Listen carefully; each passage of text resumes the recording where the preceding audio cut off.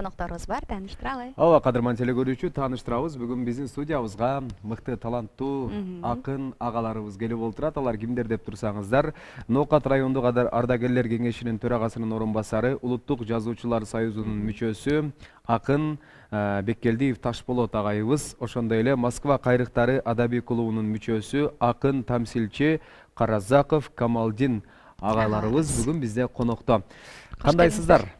Жакшы келип алдыңыздарбы, Ташболот агай, Камалдин агай?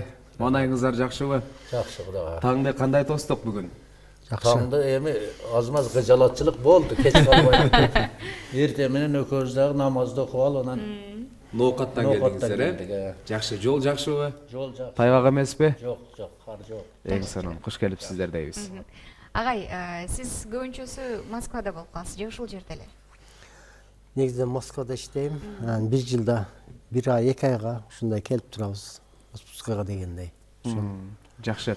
Эми теле көрүүчүлөрүбүзгө дагы аябай кызыктуу болуп атса керек. Бул бүгүнкү биздин конокторубуз алдында аябай сонун бир китептери турат. Кимдер болду экен деп агай бир аз кыскача өзүңүздөр жөнүндө айтып берсеңиздер. Ташболот агай, сизден баштайлы. Мен өмүр бою мамлекеттик кызмат иштедим. Şu 60 yaşıma çeyin akın bulalım degen oyuma da gelgen emesde. Yani mümkün şu memleketlik işlerde жүрүп kolum tiyip bilbeyim go şu 60 yaştan keyin bir katı buruluş oldu men yaşamda. Şu ır dünyasına aralaşıp kaldım, oga çeyin emi көп okşalım kitaplarda. Ir dünyasına aralaşıp kaldım, ana bul öte bir azaptуу desem daha bolot, kıyın dağı desem bolot, sebebi Unda ekende kede şu tündösü saat 3'te biri kadimde oygatkondoy bolot. İlham gelet de. İlham da yer kede tüşümde kıynalıp oturup bir ır жазам kadimgidey. Oygonup ketsem ыр жок, esmen çıgat, biri öz oy kalıp kaldı, ideyası. Ne jön jaş. Oşo karavandan ulap жазыла берет экен да. Эми Кудайга шүгүр, бирок şu kevirler taң kalışat mağa. Bayağı alı kolun stilinde жазасың дешет да. Анан мен ошодон бери ишенсеңер мына 3 китепке иштеп койдум. Жакшы. Кээде ушул эми эргүү келгенде токтотпойт да, бардык ишиң токтоп калат. Кээде байбиче Муршат, бу тирилик калып кетти го. Чыгармачылыкка киришип кеттик. Чыгармачылыкка киришип кеттик. Токто дейм мага мишайт этпей тур дейм да. Бирок Кудайга шүгүр, эми жакшы, азыр мына 3 жыйнагым чыкты, 4 жыйнагым таяр. Анан дагы эми убакыт болсо айтып берейин, мына мындай да. Мен китептеримдин аты мына биринчи өмүр белеси. Бул өмүр белеси деген мен өмүрдүн белесине жеттим. Эми 60 жаштан өткөндөн кийин жеттим да өмүр белесине. Анан кийинкиси өмүр сереси.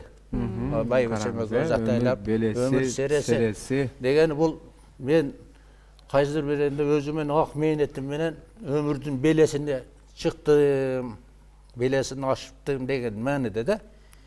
Мына өмүр сереси. Бул өмүрдүн сересинде мисалы үчүн мээнетимен озур көрүп, бала чака, небере, чөбөрөлөрүм бар азыр. Өмүрдүн сересинде жүрөт экенсиз. Азыр эми мына болсо өмүр кемеси. Өмүр кемеси деген азыр өмүрдүн кемеси, мен өмүрүм кемеси кетип атат. Толкундарга туш келип атат. Аркыл боргон чапкындарга туш келип атат, şu өмүрдүн кемеси деп. Азыр эми 4-чү китебим өмүр желеси демекчимин. Желеси кандай болуп калат агай эми? Өмүрдүн желеси деген бул эми кайсы мезгилде эми биздин жашыбызга жетип калды, ону моюнга алыш керек. Кайсыдыр bir күнү чытырап жеткен чагыда кайсыдыр bir мезгилде желе үзүлөт дегендей мааниде. Жакшы. Кандайдыр эми 5-чи китепке дагы план барбы агай? Бар го. О жагын ошондо. Желесинен кийин. Ошол мезгилде айтам эми. Жакшы, бар болуңуз. Бирок китептерим бардыгы ушу өмүрдө. Менде андай сүйүү дегендер азыраак. Негизинен ушул атам мекен, жер, турмуштун ош, кыйшы, азыркы өзүңөр көрдүңөр биз оомал төкмөл, бороон чапкын көп заманга туш келдик да. Ушу күндөр эми ошондой эле мааниде да. Негизинен китеп. 2023-жылы басылып жылда. Бир жылда бир китепте ошондо жазып. Эми мурункудан запастар бар эле да. Жыйылып. Анан өзү башында uşu ömür belesini çıkarsam toktotом bu dedim эле эргүү койбойт экен. Сереси, кемеси болуп кетти. Эми желесин дагы буйруса сиздер күтүп калабыз. Эң сонун агай. Дагы да болсо чыгармачылык ийгиликтерди каалайбыз. Эми агай сиздин сизге да дагы кезек берели. кыскача маалымат угалы. Мен да Ноокат районунда Караташ айылынын тургунумун. Азыркы учурда Москва шаарында эми иштейм. Азыр мына агай айткандай, мен да 50 жашыма чейин ыр жазган эмесмин. Ушул барып чындыгын айтканда Москвада иштеп жүрүп, ушул 2010-жыл бардым, ошондон бери жазып жүрөмүн ырларды. Ушул Москвага бизде Москвада Москва кайрыктарынын клубу бар. Кыргыз мигранттарынын негиздөөчүсү Багат Бапанов. Жазуучулар союзунун мүчөлөрү дагы бар. Ошолордун кеп кеңеши менен бир айда бир чогулуп турабыз. Адабий кечелерде. Жазуучулар союзунун мүчөлөрү Акрам Турдубаев, Жамал Сабаева, Самара Насырова деген ошол күчтүү жазуучу акындар бар. Ошолордун кеп кеңешин угуп, ырларды сындан эме кылып дегендей. Ошолор менен азыр Москвада иштеп жүрөбүз. Аны ушул мен экинчи китебим, биринчиси Москвада күндөр деп чыкканда, азыр бул мына кыялымдагы ырлар жана тамсилдер. Мен тамсилдерге көбүрөөк басым жасап атам мен. Ушул тамсилдерим ушул китепке жарым болуп чыкты меники. Жакшы.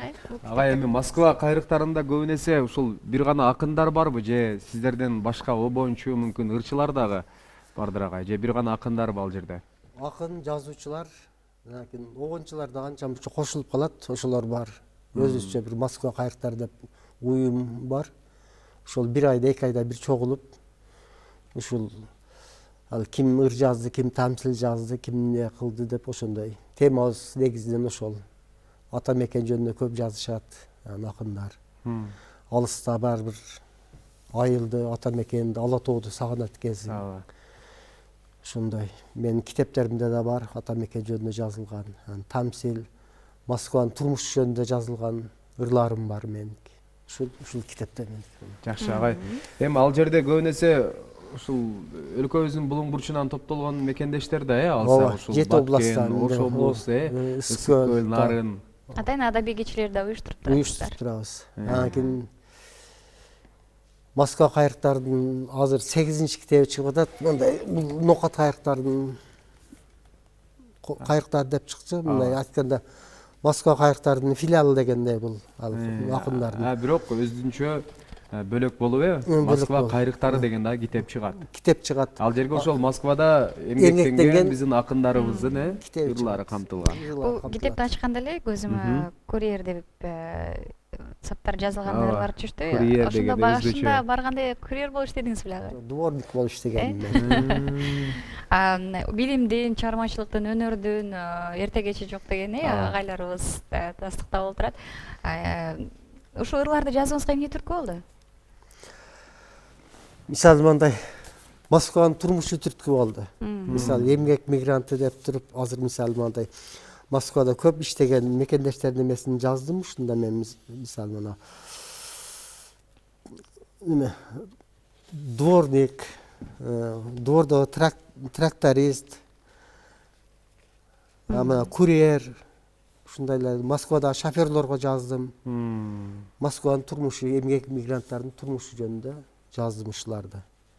Кийин эң бир мында Москвадагы уйкунун түрлөрү деп жаздым. Ал мында караганда уйкуну сен тандабайсың, уйку сени тандайт. Мына сага. Адабий кечеде көрүүчүлөрдүн ой пикирлери айтылабы? Ал жерде да талкуу болобу агай? Талкуу болот, кеңири талкуу болот ал жерде.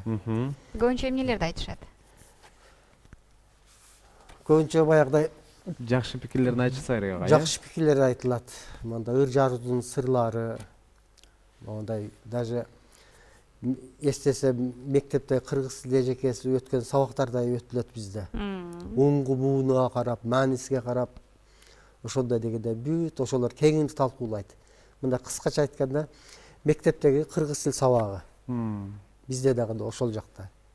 Жакшы. Караңыздарчы ардактуу теле көрүүчүлөр, эми чындыгында айтып бересиз Көбүн эсе биз эми азыркы жаштар деп калайын, бир 30-40 жашка барганда эми коем мен жашым өтүп калды. Мен кылбай эле коеюн деген инсандар Жасабай эле. көп тарабыз. Бирок ушул агайларды көрүп мен үлгү алып атам. Анткени агайыбыз 60 жашка чыкканда, агайыбыз болсо 50 жашка чыкканда, дал ушул Ырларды жазып. чыгармачылыкка аттанып, ыр жазып, агайыбыз 60 жашка чыккандан кийин 3-4 китеп чыгарыптыр. Караңызчы, бул эмне деген жетишкендик чындыгында. Эми ушул 50 жашта, 60 жашта ыр жазып калууңуздарга эмне себеп болду? Мүмкүн жашоодогу бир бурулуш сиздерге таасир эткендир. Дал ошол бурулуштан соң бир окуя таасир эткендир агай. Анан ыр жазып баштадыңызбы? Кандай болду агай негизи? Бул мындай да, мен 24 жаштарда болсом керек эле. Анан бир поэма жаздым. Бизде айылда бир өтө ичип баягы акыркы тепкичтен ооп калган мугалим киши ушунда катуу таасир этип анан бир поэма жаздым да. Анда 24 жашта элем, 81 жылдары. Анан жазып бир кыргыз тилчи агайыбыз бар эле. Ошого алып келип, агай ушуну бир көрүңчү, мен жаздым десем, баягы киши кандайдыр бир маани бербедиби, алып окуп туруп, деп алдыма таштап койду да. Болду, ошолдо катуу сынып калган экенмин. Чыгып анан дептерди, мектептин кичинекей дептери эле күйгүзүп таштадым да, ошол боюнча жазбай калгам. Унуттуңуз. Кийин акырында бирөөлөр айтышты, эми кыргызчылык кылып кичине көрөлбастык кылып койгон экен. Эгерде ошол адам, жакшы балам, бул жери мындай деп койсо, мүмкүн мен эми кечекте томдуктарды жазып коймок экенмин да. Ушул бул нары бир эми поэзия мындай алганда бир аалам менен, Кудай менен болгон соода деп эле эсептейм да, мен ошентип түшүнөм да. Ушул кайрадан 60, азыр 70 жаштамын мен. 70ке толдум да. Ушул кайра козгоп чыкты да. Баары бир иштеген нерсе чыгып турду агай. Эми мына боюнча кичине түшүнүп берип коеюн. Бул мен милдетим деп түшүнөм. Мына ноокат кайрыктары деп, китептин аты ноокат кайрыктары. Бул китепте өзү идея Москва кайрыктарындагы Бактыгүл Салы кызы деген кыз айтып калды. Агай, ушу ноокаттыктардын бир немесин калтырбайлыкпы, кайсы күндөрү биз дагы кетебиз да дегенде, анан кийин жакшы идея болду. Анан чынын айтсам, мына Камалдын дагы билет, мен 3 ай кыйналдым. Себеби дүйнө боюнча Турцияда иштеген кыргыздардыкы бар, Москвада иштегендердики бар, төлкө бардыгы ноокаттыктар да. Ушулардын бардыгын анан компьютерге салып мен 3 ай жыйдым. Акча жыйышка туура келди аз-аздан өздөрүнөн. Ушинтип 3 айлык мээнеттен кийин мына ал жерде эскилерден баягы кыргыздын эң лөктөрү деп коебуз, Камбаралы Бобулов, Камчы Жунусов, Мырза Капаров, баягы режиссер, Садыбакасова, Абдыламет Матисаковдор бардыгы анан азыркы мезгилдеги жакшы калеми курчуп калгандардын жыйнаган атайы буну тарых үчүн калсын дедик биз. Мээнетибизге ыраазы болуп, себеби эми моюнга алыш керек, биздин көздөр дагы өтөт кайсыдыр бир мезгилде. Ушул ноокаттыктардын кайрыктары болду дагы, кандайдыр бир эми изибизди калтырдык деген мааниде да. Мисалы үчүн менин китебиме кайсы бир башка чөйрө окушу мүмкүн. Буну атайлап азыр эми мен китепканаларга таркатып атам. Анча-мынча китеп сүйүүчүлөргө 3-төн 4төн алдым сен дагы. Ушуну бул эми тарга калтырган биздин чыйыр изибиз деп түшүнөм да. Буну айтып коюш керек. Анан жанагы не боюнча кайрыктардын жетекчиси Багыт Бапанов Бишкекте турат, өзү врач. Чыгармачылыкка анчайын кызыкчылыгы жок, бирок ушунчалык кыргыздын патриот деп билем да. Себеби күйүп ушулардын талаат жүздө жүргөндөрдүн бардыгын жыйнаштыр, өзү финансер, өзү врач, өзүнүн клиникасы, бир кандайдыр бир жеке ишкер катары. Эми чындыгында кээ бир байларыбыз бар, чыктаттырбаган. Ал жигит андай эмес, ушу өзү уюштуруп, ушунчалык көтөрмөлөп, бардыгыбызды колдоп, мына жакында биринчи съезд өттү. Курултай Бишкекте өттү. Турциядан, ал жагы Америка, Япониядан бери келишти. Калем кармаган кыргыздын угул кыздары келип, өтө 2 күн өткөрдүк. Бүтүн Султан Ыраевдер, министрлер, депутаттар барды, катышы өтө жогорку деңгээлде өттү. Бул бизге мотивация, калгандары кандайдыр бирчи. Жакшы агай, Ушундай, чындыгында аябай мыкты китеп. ырларды окутсак кандай болот агай? Келиңиз. Агай, Китепти. калемиңиздерге таандык болгон чыгармалардан ушул окуп берсеңиздер аябай жакшы болмок. Мына телекөрүүчүлөрүбүз дагы. Мен биринчи эле эми акын деп атпайсыңарбы? Ошо акын атка арзыш кыйын чынында. Акын болуш оор, айттым го, мүшкүлү көп. Акын атка арзыш кыйын чынында. Баш айланган акын аттуу тыгында. Калпый алсаң бетиндеги каймагын, аңдап билип бар экенин чыныңда. Бали. Ыр дүйнөнүн азгырыгы бал сыңар, мойындайсың мойнуңдагы сыр тумар, жан дүйнөңдү сезимиңди азгырып, өмүрүңдү гүл жыттанган бак кылар.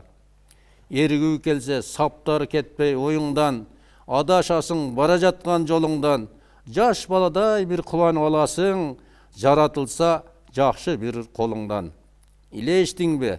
Чыгуу кыйын торунан, дербиш сыңар жетелет ал соңунан, көз жумулуп жүрөк сокпой калгыча, чыга албайсың аңыйык торунан. Баракелде, караңыз агай, Мүшкүлдү кыска менен көрсөткөн. Чындыгында жана айттым го, түн уйкуңдан каласың, байбичеңен жем угасың, үйдөгү тирилдигиң калып кетет.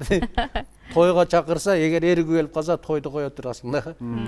Деп бир сап шугаш. Бул бир сап жазылгандан кийин канча ирет оңдоп түзүүдөн өтөт агай? Жок, мен көбүнчө эле бир эле жазам. Ана мындайда, азыр бизде WhatsApp группалар бар да. Москва кайрыктары бар, Ош кайрыктары бар, Ноокат кайрыктары бар.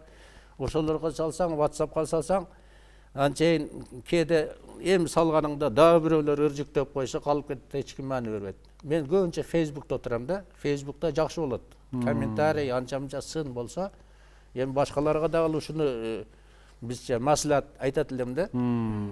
Facebook'та отурсаң, өзүң жакшы талкуу болот дегиз. Атайын карайсың, кимдер лайк койду, кимдер комментарий жазды. Жакшы. Жаш баладай сүйүнөсүң. Кээде колдоо ошол жактан да 100-200 лайк түшүп калса, кудуңда өзүңчө жакшы. Эң сонун агай.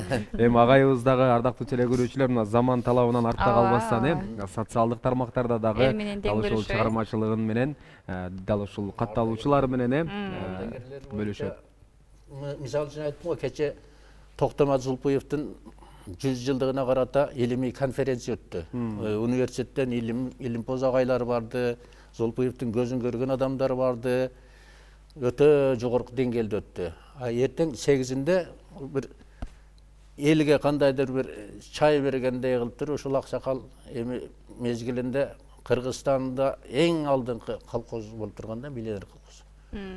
Анан баягы да тарыхты биз сөз бар го, тарыхты эстебесек онда келечек. Ошондой жактан азыр как мына ардагерлер кеңешинин төрагасынын орун басары катары тыным жок. Сөзүн туурусучу. Анча-мынча чыгармачылыкка убакыт таап калабыз, болбосо күн сайын алайылга барып чогулуш өтүш керек. Азыр салт санаа боюнча көбүнчө мына зордук зомбулук көбөйүп кетти. Мына буквально 2-3 күн мурун кеңеш айыл өкмөтүндө семинар өткөрдүк. Кыскасы баягы экинчи дыхание дейбиз эле. Ошо менен азыр экинчи дем менен агай, экинчи демди ачып азыркы учурда мына иштеп атабыз. Канча жыл мамлекеттик кызматта иштепсиз, азыр мына элге кызмат кылып жаткан мезгилиңиз экен. Өмүр бою пенсияга чейин мамлекеттик кызматта иштедим. Эң сонун агай, сиздей болгон нарктуу барктуу аксакалдарыбыз көп болсун дейбиз. Эми агай, ушул тамсилдериңиз жөнүндө сурагым келип атат. Көбүн эсе ушул жаныбарларды тууралуу жазыпсыз. Ошол боюнча дагы токтолсоңуз. Биринчи тамсил жазганым ушул китепте бар. Окуп берчи. Короодогу чогулуш деп, Москвада 2013-жылы кароо конкурсунда биринчи орунду алгам. Короодогу чогулуш деп. Азыркы турмуштар, жалаң мындай, азыркы сен айткандай жаныбарлар жөнүндө жазганым. Ушул айылда эле өскөнбүз. Баягыдай Кыргыз элинде канча китепке жазылбай калган макалдар бар, айтылган макалдар бар. Кээде ошол сөздөрдү колдонуп, мен айылда эле мал кайтарып дегенде тоодо жүргөн эмебиз.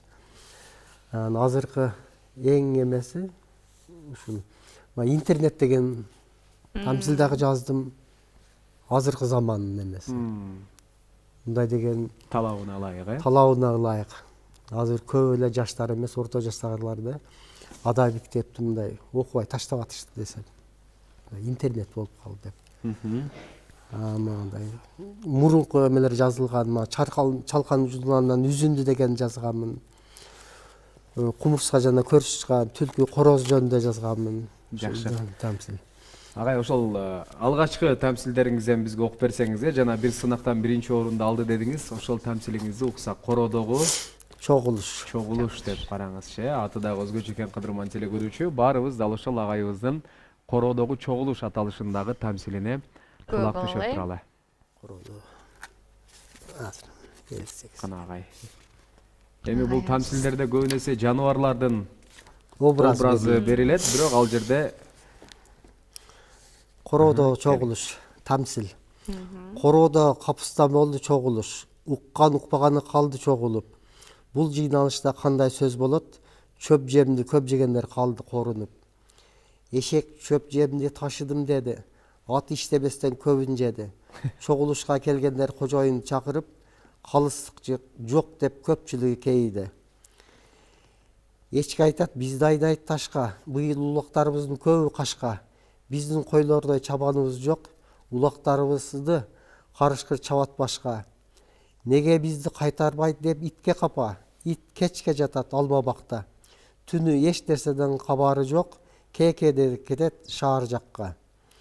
Мен корозмун деп төшүн кагып, короз жүрөт сыланып, жемди чачып. Азырда чогулушка келбестен кеткен кошуна тоокторго тосмон ашып. Теке койлоруң деп кочкорду тилдейт. Кородогу чогулушту койлор билбейт. Чогулушту көрсө көрмөксөн болушуп, көлмөдө өрдөк каздар бийлейт. Мышык сарайдын үстүнөн каткырды, кээ бирөөлөрү бири-бирине бакырды. Кожоюнда эми калыстык болот деп, баарын сабырдуулук, ынтымакка чакырды. Баракелде агай. Эми бул тамсилдердин негизги маани мазмуну агай кандай болуп калат эми? Бул ошол адамдарга карата айтылган болобу же түпкү мааниси? Түпкү мааниси баягыдай китепке жазылбаган мисалы макалдар, мисалы мал ээсин тартпаса арам өлөт. Мындай малды айдап кетип барсаң, өзүңө окшошпу деген какшык сөздөр. Ошондойлор көп да, мен ошондон алам. Азыркы эмеде интернеттин заманы деп, ушул интернет деген дагы эме жаздым мен. Тамсил жаздым мен. Канакей? Интернет, тамсил. Кетти достук эмес күкүктөн, келди кайрадан эмес түлкүдөн. Мурда булар телефондон сүйлөшсө, азыр бири-бирин көрүп интернеттен сүйлөшкөн.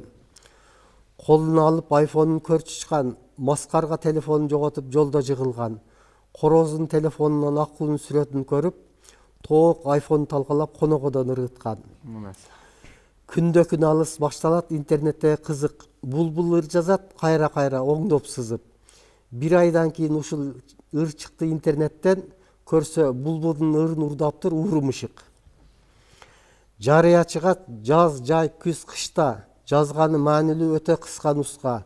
Үй саламын, үй оңдоймун деп жазат, себеби Чабалеке атактуу уста.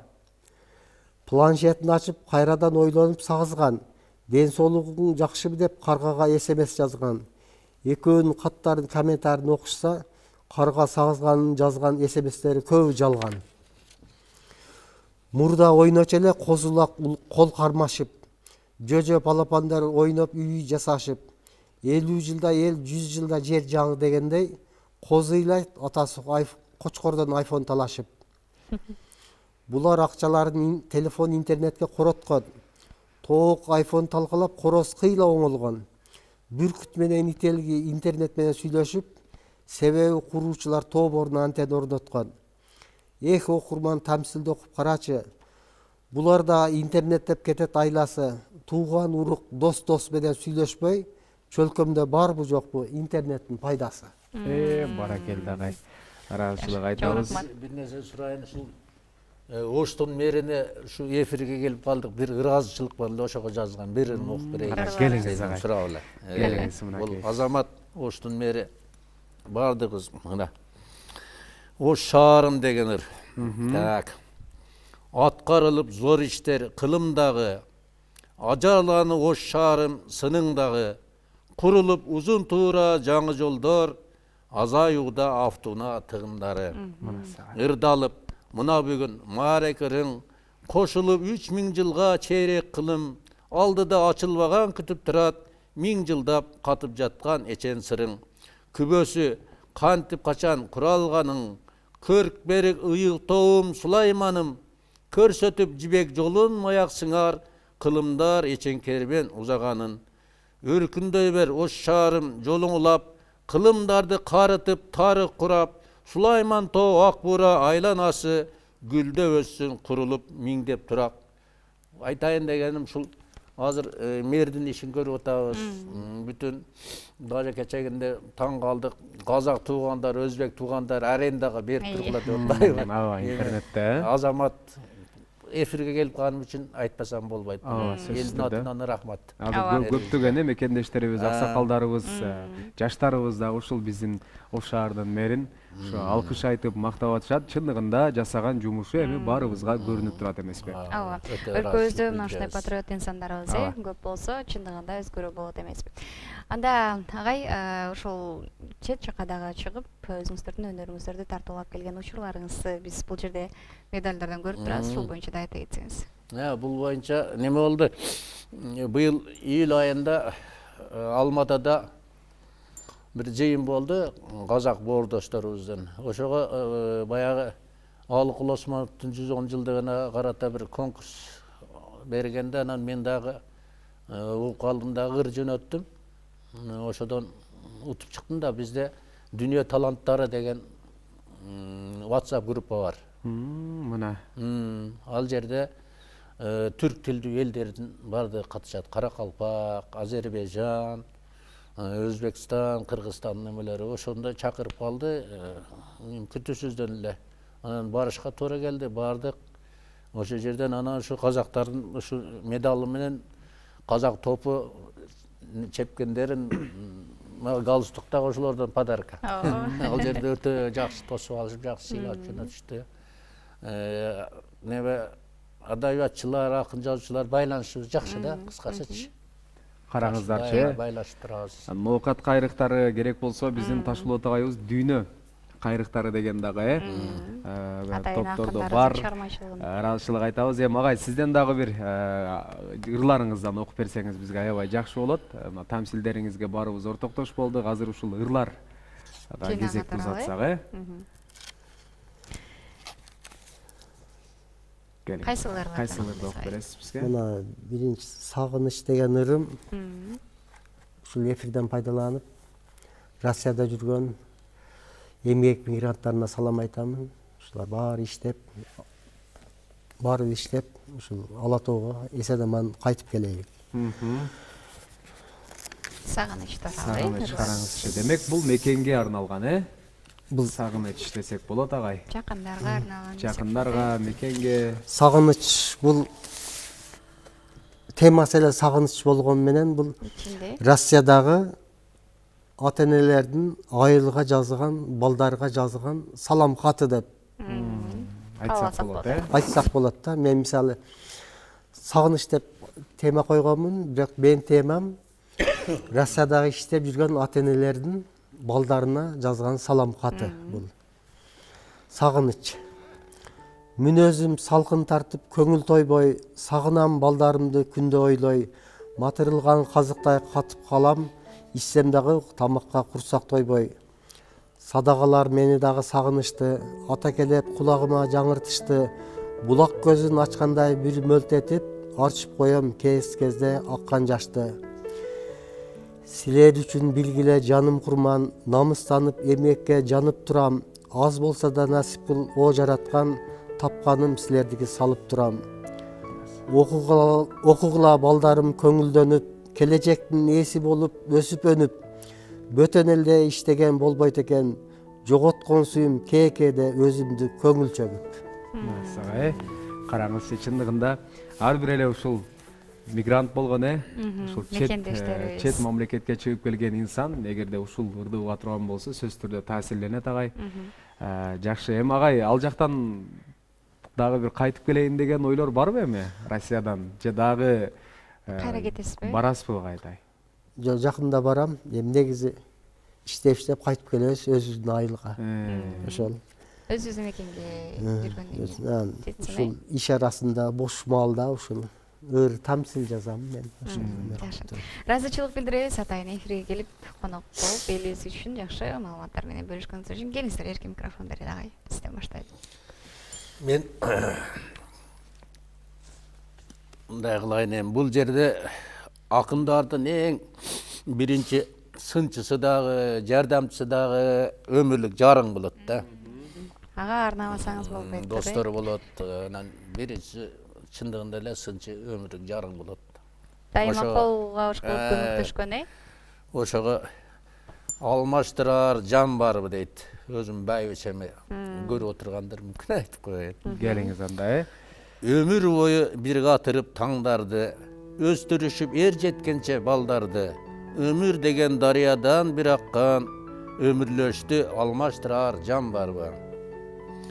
Өзүм дебей өбөк болуп жандагы, өчүрбөстөн билик болуп шамдагы, өкүнүштө кубанычта бир болчу, өз жарыңды алмаштырар жан барбы. Өзүң үчүн жарык дайым маңдайы, өзүң үчүн чолпон жылдыз таңдагы, өлүм келсе ажырашар айласыз, өз жарыңдай сага күйөр жан барбы. Дейин дегеним, өмүрлүк жарым менен мен 51 жыл, мына 52 жыл кетип атат, жашадык. Ошончо балдарды чоңойттук, баардыгы жакшы кызматтарда иштейт. Неберелер, азыр 2 чөбөрөм бар. Ошолордун баардыгын эми биз эркек кишикенбиз, талат үздө жүрөсүң, анан үйдүн мүшкүлүн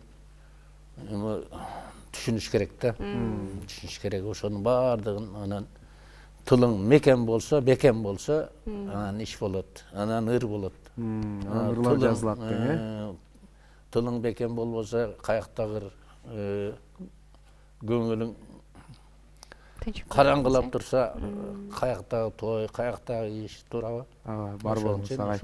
Чоңураак. Эфирден пайдаланып биз дагы эми чоң энебизге салам айтабыз, салам көрүп айтабыз, жаткан бар болсо. болуңуз. Ушундай аксакалыбызды ар дайым ушундай чыгармачылыкка түртүп, Колдоп мыкты дегендей. ыр жазуусуна ушул биздин апабыздын дагы сөзсүз түрдө салымы чоң бар, салымы бар десем жаңылышпайм. Келиңиз агай, сизге да эркин микрофон берели. Сиз дагы ыр менен бүтүрөсүзбү агай? Ыр десеңер ыр, тамсил десеңер тамсил окуп берем. Бир ыр окуп ыр бериңиз менен агай, бүтүрөсүз. келиңиз бир жакшы ырларыңыздан болсо. Сагыныч деген ырыңыз чындыгында аябай жүрөккө тийди. Мыкты саптар болуптур агай. Дагы да болсо сизден бир даярдадат атайын ырларын. калемиңизге таандык болгон мыкты ыр сураналы. Эмеле. Булуттар деген ырды окуп берейин. Дагы бир эмеле азыр. Ага чейин биз дагы бир ирет тааныштырып коелу. Бекелдиев Ташболот агайыбыз Ноокат райондук ардагерлер кеңешинин төрагасынын орун басары, Улуттук жазуучулар союзунун мүчөсү. Каразаков Камалдин агабыз Москва кайрыктары адабий клубунун мүчөсү. Бүгүн биздин студиябызда конокто болду. Келиңиз агай. Биз Камалдин агайыбыздан кадырман телекөрүүчүлөр мыкты саптарды угалы. Булуттар. Бирде башаламан кээде катарлашып, карап турсам бири-бириңе катмарлашып. Булуттар силердин сырыңар кандай деги, асказоодо кыз жигиттей саламдашып. Кайра эле жолоочулай жолго камынып, токтогула кайда барасыңар шашылып. Уйкум келбей түндө ай асманды карасам, сүйгөн жылдызым алдыңар неге жашырып. Адамдар силерге таң калып карашып, ойлонуп отурабын булут менен сырдашып. Тоо боорунан ай шооласы нурун чачканда, баскым келет ак сүйүү менен кол кармашып. Сүйүү деген булуттардай бийик экен, кербенчидей тоолор ашып эчендеген. Көктөм жаза булуттарды күтөмүн, сүйүүмө жамыр алып келгиле себелеген. Баракелде, бар болуңуздар. Чыгармачыл ийгилик, урматтуу Камалдин агай, урматтуу Ташболот агай. Досторго эки куплет айтып коеюн. Келиңиз Капа агай, ошолор болбосун менен дегенсиз, жыйынтыктайлы. Биздин мынакей эфирибиз дагы Жакшы неме менен бүтсүн дейм. жарым сааттан ашуун убакыт созулду. Достор, жашы бар, карысы бар, дилиме, жүрөгүмө дарысы бар. Чын күлгөн, жалган күлгөн көңүл үчүн сырдана ак жүрөгү аласы бар. Salamım dost, amalım dost, tamağım dost. El içinde esen жүrsем, қараным dost. Dost алдында pendelik parzın daqtap, ömürlöş birge basar saparım dost. Жақшы болсаң bir ömür saparım dost. Жаманың жарым жолда қаларсың dost. Силер için құшағым daim açık.